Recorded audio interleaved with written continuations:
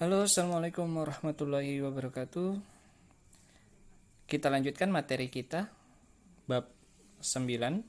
Kemarin kita sudah membahas tentang apa itu usaha, kemudian apa itu energi, dan bagaimana kaitan antara usaha dan energi. Oke, sekarang kita akan membahas tentang hukum kekekalan energi mekanik. Ya, ini adalah materi kedua sekaligus materi terakhir untuk bab 9 ini. Nanti ada juga energi potensial pegas. Cuma untuk sekarang kita bahas dulu hukum kekekalan energi mekanik. Sebelum kita masuk ke hukum kekekalan energi mekanik, kita kenalan dulu sama yang namanya energi mekanik. Kemarin kita mengenal ada dua jenis energi. Ada energi potensial dan ada energi kinetik. Nah, kedua energi ini akan muncul apabila benda itu bergerak. Ya kan? Kemudian ada tambahan ternyata semua benda punya energi yang kekal di dalam dirinya, baik benda hidup ataupun benda mati. Energi apakah itu? Itu adalah energi mekanik. Jadi apa ini energi mekanik? Energi mekanik adalah energi total yang dimiliki oleh setiap benda. Jadi energi total yang dimiliki benda. Didapat dari mana? Yaitu energi kinetik ditambah dengan energi potensial. Jadi berapa energi kinetiknya, berapa energi potensialnya, ketika dijumlahkan itulah energi mekanik. Jadi dia adalah energi total yang dimiliki oleh setiap benda yang bergerak. Jelas ya? Nah, atau kita bisa sederhanakan, kita simbolkan energi mekanik dengan nama EM. Energi mekanik itu sama dengan EK tambah EP. Jadi energi mekanik itu sama dengan energi kinetik ditambah dengan energi potensial. Lanjut. Energi mekanik ini bersifat kekal karena ada yang dinamakan hukum kekekalan energi. Apa itu hukum kekekalan energi?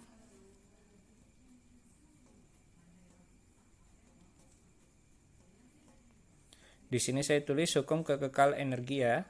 Kepanjangannya adalah hukum kekekalan energi, yaitu energi tidak dapat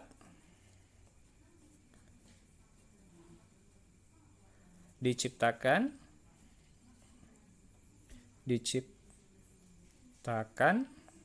atau dimusnahkan, tetapi dapat dirubah dari satu bentuk ke bentuk lain. Kita ulang, hukum kekekalan energi adalah energi itu tidak dapat diciptakan atau tidak dapat dimusnahkan, tetapi dia bisa dirubah dari dari satu bentuk ke bentuk yang lain.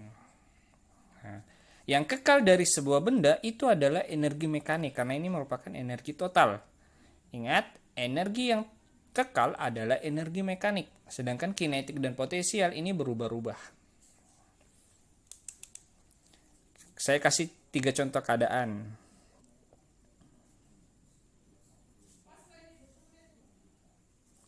Misal ada sebuah benda nih jatuh dari A mau ke tanah.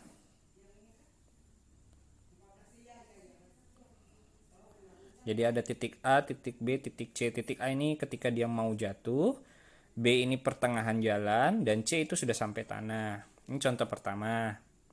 Contoh kedua, ada benda bergerak dari bidang miring. Nih, benda ini akan meluncur nih ke bawah sampai pada akhirnya dia tepat di sini.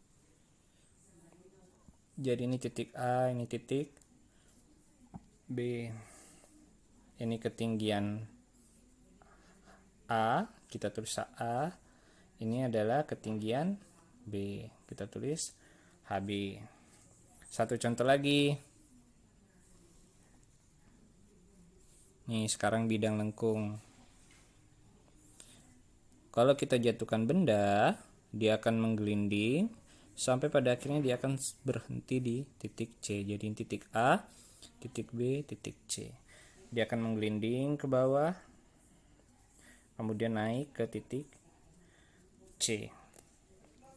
Nah, inilah yang kita sebut gerakan-gerakan benda dari atas ke bawah, ya. Dari titik A, titik B, titik C. Dari titik A ke titik B, dari titik A ke titik B ke titik C. Apa yang sama dari ketiga gambar ini? Yang sama adalah dia berubah kedudukannya dari atas ke bawah, dari atas ke bawah, dari atas ke bawah. Jelas ya? Dia berubah kedudukannya dan benda ini bergerak ketika berubah posisi dari atas ke bawah. Nah, energi yang dimiliki oleh benda ketika berada di titik A itu akan selalu sama dengan energi mekanik benda di titik manapun. Jadi energi mekanik di titik A itu sama dengan energi mekanik di titik B, sama dengan energi mekanik di titik C. Begitu pula gambar ini. Energi mekanik di titik A itu sama dengan energi mekanik di titik B. Gambar ketiga, energi mekanik di titik A itu sama dengan energi mekanik di titik B, sama juga energi mekanik di titik C. Jadi energi mekanik itu kekal. Dimanapun dia berada, energi mekanik akan selalu sama. Jelas ya? Jadi A sama B sama C, A sama B, A, B, C. Sedangkan energi potensial dan energi kinetik itu berubah-ubah. Ambillah contoh ini, titik A. Ini energi potensialnya yang terbesar, ya kan? Karena dia paling tinggi. Ketika sampai di titik B, energi potensialnya mengecil. Sampai di titik C, energi potensialnya habis.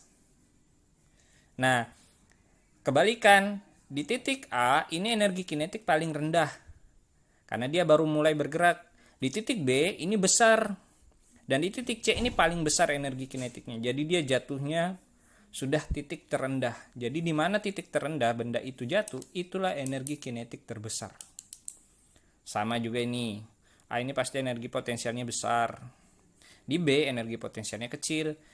Ingat, yang kekal itu mekaniknya, bukan kinetik atau potensial. Jadi kalau saya tuliskan, EMA itu sama dengan EMB sama dengan EMC. Ya, EMA, EMB, EMC. Ini juga EMA sama dengan EMB. Ini juga EMA sama dengan EMB sama dengan EMC. Jadi energi mekanik dimanapun dia berada itu selalu kekal. Tapi energi kinetik dan potensial ini tidak kekal. Dia akan berubah-ubah. Yang kekal itu mekanik. Makanya materi kita adalah hukum kekekalan energi mekanik, karena energi mekanik itu kekal. Jelas ya? Kita akan langsung ke contoh soal saja.